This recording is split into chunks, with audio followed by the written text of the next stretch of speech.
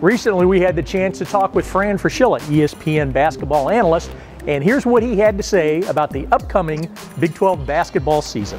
Both Kansas and Texas, who've dominated this conference for many years, seem to come off that peg just a little bit with all the guys that have left to graduation in the NBA. So I think it opens up the door for some other programs. Between Baylor and Texas A&M, they've certainly had a basketball resurgence the last few years. And Scott Drew's got an outstanding team led by Perry Jones. I've had a chance to see them in the preseason. Quincy Miller's going to be a star. And they've got one of the longest teams in college basketball. They've got great size up front.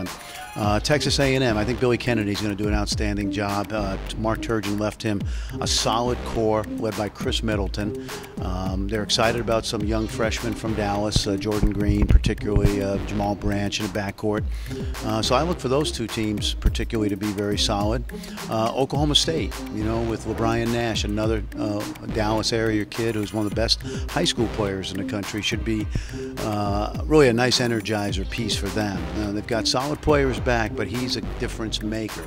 So he comes to mind. I got a chance to see Missouri recently, and right after Lawrence Bowers got hurt, which is a tough blow for them. But I was really impressed with the intensity of their practice, and they've got probably maybe the best set of guards in the conference with Denman and the Pressies and you know, some other guys that I think Michael Dixon is going to be has gotten solid experience. So.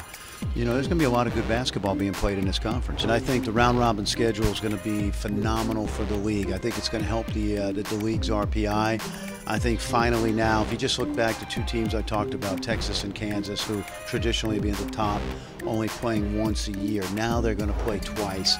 And I think that's just great for the league. And you know, I think long-term with the fact that round-robin play is in place and the way this league is recruiting right now, they're in the midst of another renaissance with some great players are going to end up at all these schools. I think round-robin play is going to absolutely make the Big 12 a better basketball league than it's already been over the last decade. And I think in the last decade it's been arguably easily top 3.